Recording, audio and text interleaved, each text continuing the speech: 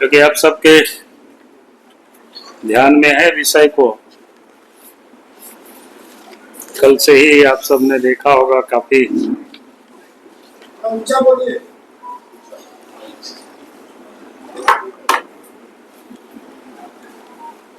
आज के अखबार में भी प्रमुखता से छापा है। और हमने तो आज से नहीं बल्कि 2022 से ही हम कहते रहे हैं कि झारखंड में दिल्ली से भी कहीं बड़ा शराब घोटाला यहां हो रहा है। और सरकार को हमने उस समय भी सचेत किया था, लेकिन आश्चर्य होता है पता नहीं सरकार ने क्यों संज्ञान नहीं लिया। लगता है कि सरकार को ये सारे पता था गड़बड़ हो रहा है और उस गड़बड़ी को साथ देना, उस गड़बड़ी से जो भी अर्थ को उपार्जन हो उसका लाभ भी लेना, ये बिल्कुल एक सोची समझी जिसको बोलते हैं कि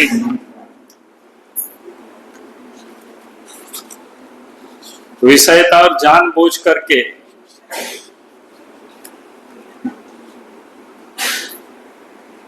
गड़बड़ी किया गया, नहीं कराया गया। आप सबके जानकारी के लिए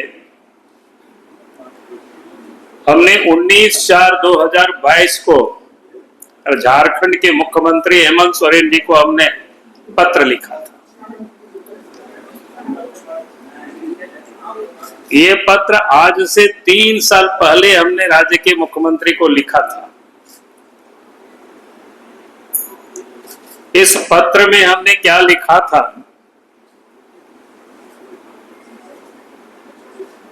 इसका मैं 2-3 पारा पढ़ देता हूं। माननीय मुख्यमंत्री जी, झारखंड रांची, विषय है झारखंड उत्पाद विभाग के पदाधिकारियों के द्वारा झारखंड राज्य बेवरेज कॉरपोरेशन लिमिटेड की निविदा दिनांक 1 अप्रैल में अंकित बिंदुओं की अवहेलना कर एक साजिश के तहत छत्तीसगढ़ की कंपनी विशेष को टेंडर देने एवं उससे होने वाली भारी राजस्व क्षति हेतु ध्यान आकर्षण, यानी हमने उस समय उनको लिखा था। और आगे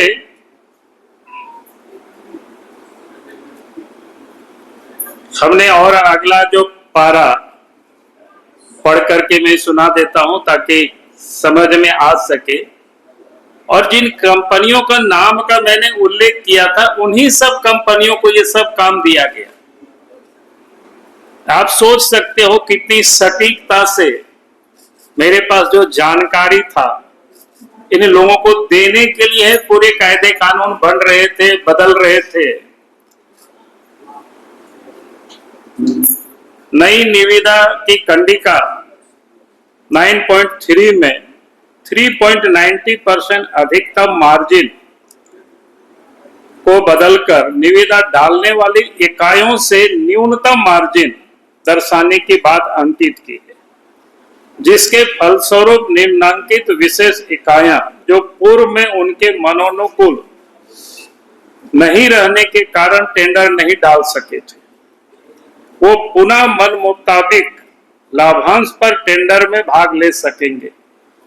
ये 4 कंपनी है। पहले इन लोगों ने नहीं डाला, फिर इन लोगों ने अपने मन माफिक टेंडर की जो नियमावली जो होता है उसका प्रोसीड्यूर होता है उसको बनाया गया, फिर टेंडर की निकाला गया और तब फिर ये लोग डालेंगे। ये मैंने स्पष्ट रूप से कह दिया था कि भाई A to Z infra service limited है, prime one workforce private limited है, सुमित फैसिलिटी लिमिटेड है, ईगल हंटर सोल्यूशन लिमिटेड है, ऐसे 4 कंपनी। और बाद में ठीक इन्हीं सारे कंपनियों को ये सब काम मिला। अब ये सवाल उठता है कि आखिर 2022 में राज्य के मुख्यमंत्री को हमने पत्र लिखा और 2022 से लेकर के 2024-25 तक मुख्यमंत्री ने क्या किया, आखिर लूट इन्होंने क्यों होने दिया। तो ये बड़ा समझने वाली बातें हैं। और उसके बाद आप सबको भी जानकारी में होगा, ये सारे अखबारों में ही छपा है, आप सबको ध्यान में होगा, 27/9/2024 को झारखंड में ही अखबारों में छपा, यानी सितंबर 2024 में अखबार में क्या छपा, सरब घोटाला में ईओडब्ल्यू ने की कार्रवाई, छत्तीसगढ़ में आईएएस विनायक चौबे पर धोखाधड़ी का केस दर्ज हुआ। ये कब केस दर्ज हुआ, यानी सितंबर में 2024 के सितंबर में केस दर्ज हुआ, अखबार में छपा। उसके बाद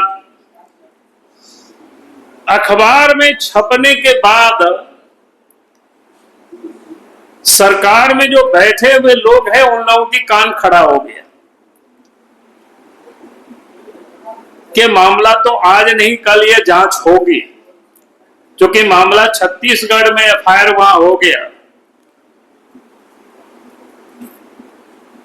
और उसके बाद अक्टूबर में यहां पर क्या कहते उसको, पी जो प्राइमरी इंक्वायरी ऐसी सेटअप किया गया, क्या कहते हैं पी, हाँ, तो यह सेटअप किया गया। और उसके बाद भी कोई एफआईआर नहीं हुआ था। एफआईआर कब हुआ, तो कल एफआईआर हुआ, आप सबकी जानकारी के लिए, कल एफआईआर करके गिरफ्तार करके विनय चौबे को जेल भेज दिया गया। यानी बड़ा इंटरेस्टिंग है, क्योंकि ये केस जब छत्तीसगढ़ में केस एफआईआर हुआ और छत्तीसगढ़ की गवर्नमेंट ने उस केस को सीबीआई और ईडी को हैंडओवर कर दिया जांच के लिए, और उसके बाद यहां पर हड़बड़ी में जांच प्रारंभ हो गई और उसके बाद क्या कहते हैं उसको जेल में डाल दिया। यानी ये क्या है, पूरी तरह से क्या कहते हैं उसको, पूरे भ्रष्टाचार में पर्दा डालने के लिए या बड़ी मछलियों को बचाने के लिए एक सोची समझी एक षड्यंत्र है, उसका एक हिस्सा है। और किस प्रकार से झारखंड में सरकार काम कर रही है, उसका मैं एक दो विषय जरूर कहूंगा कि आप सब लोगों को ये जानकारी राज्य को होनी चाहिए। 1 तारीख से लेकर के आज कितना तारीख हो गया, 21 तारीख हो गया, इन्हें बिना डीजी के है। और जिसे डीजी का काम लिया जा रहा है, समझिए वो डीजी नहीं है, कानूनन रूप से इलीगल तरीके से उसे काम कराया जा रहा है। फिर उनको क्यों बिठाया गया है, अब ये समझ में आने लगा धीरे धीरे।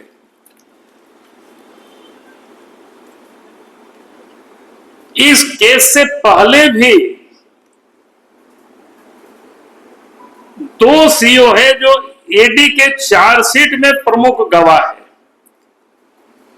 एक मनोज और एक शैलेश।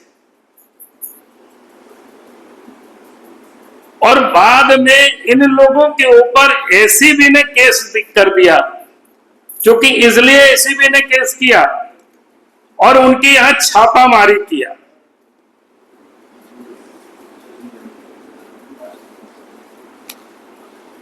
ताकि उनके ऊपर मामला को लटका करके रखा और उन लोगों को यह धमकी दिया जा रहा है ताकि ईडी की गवाह से वो मुकरे, और नहीं तो उनके खिलाफ यहां पर कार्रवाई होगी। अब जरा ये सोचिए कि डीजीपी को क्यों रखा गया है। उसका ये 2 अंचल अधिकारी मनोज और शैलेश जो ईडी के चार्जशीट में प्रमुख गवाह है, और उन गवाहों के ऊपर बाद में एसीबी ने केस दर्ज किया।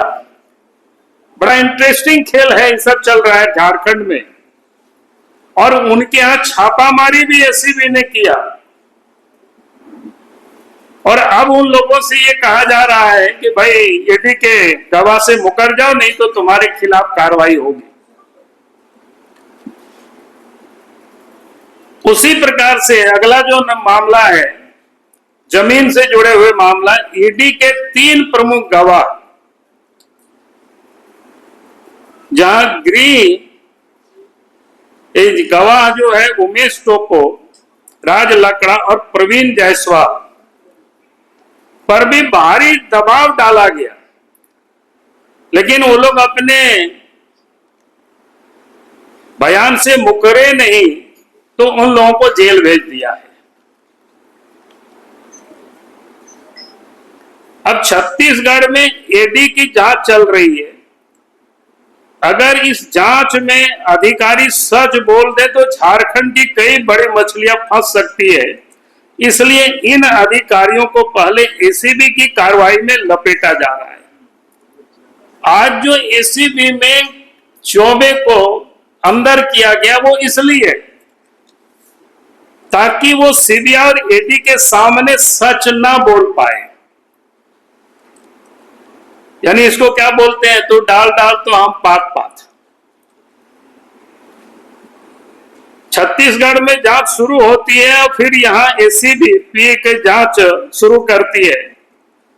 छत्तीसगढ़ में ईडी, आपको बताए, छत्तीसगढ़ में ईडी जांच जारी रहते हुए अब वहां सीबीआई केस सौंप दिया गया, तो यहां एसीबी फटाफट एफआईआर कर गिरफ्तार कर लेती है। अगर ये साजिश नहीं है तो मुख्यमंत्री कैसे कह सकते कि उन्हें इस घोटालों की जानकारी नहीं थी, जब हमने 19 अप्रैल को ही उनको पत्र लिखा है। मुख्यमंत्री 19 अप्रैल 2022 को ही हमने पत्र लिख चुका है। वो शराब घोटालों को लेकर के, लेकिन मुख्यमंत्री ने उस पर कुछ नहीं किया, बल्कि उस घोटाला में मुख्यमंत्री भी शामिल है, अगर हम कह सके तो कह रहे हैं।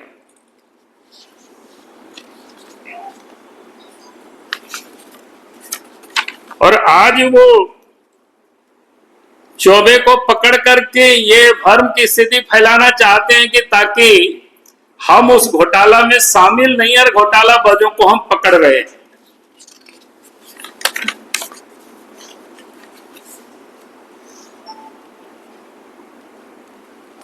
इसलिए मुख्यमंत्री को यह बतानी चाहिए कि भाई उस पत्र पर उन्होंने क्या कार्रवाई किया था। 19 अप्रैल 2022 को जो मैंने पत्र लिखा था मुख्यमंत्री को, उस पर उन्होंने क्या कार्रवाई किया था कि ये उस पर उनको बतानी चाहिए।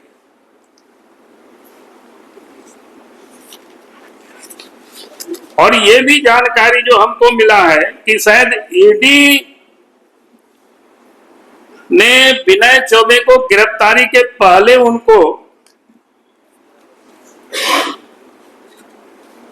शायद बुला चुके थे उनको। अब गए थे कि नहीं गए थे ये पता नहीं, लेकिन उनको बुला चुका था। ये तो शायद अखबारों में भी छापा है, आप सब लोगों ने देखा है जगह जगह समय समय पर।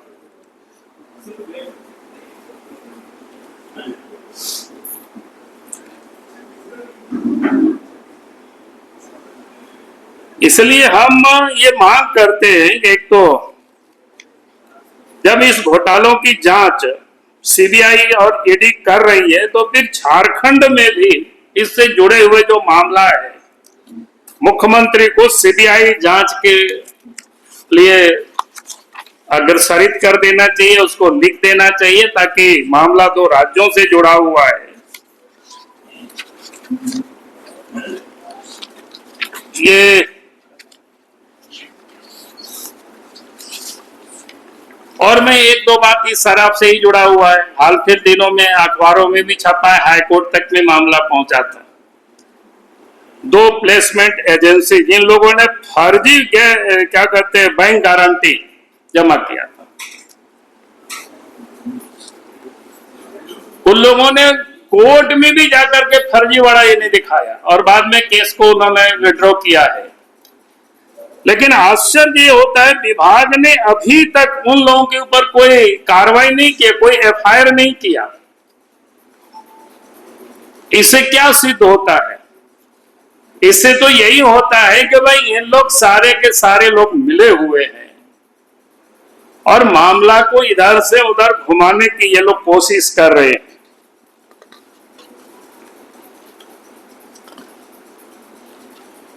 इन लोगों ने जितनी बड़ी गड़बड़ी की है कि बिना टेंडर के सब दुकानें बांट देना, एजेंसी को दे देना, पैसे वसूला, इसलिए हमने जो कहा है कि सीबीआई से जांच हो और बैंक गारंटी, फर्जी बैंक गारंटी के जो कंपनी है उनके अधिकारी है उन्हीं के ऊपर एफआईआर दर्ज हो। तो ये सारे विषय था, तो मुझे लगा कि आज आप सब लोगों को थोड़ी सी मैं जानकारी दे दूं ताकि आपके ध्यान में भी आ जाए। और बाकी तो बहुत सारे विषय हैं लेकिन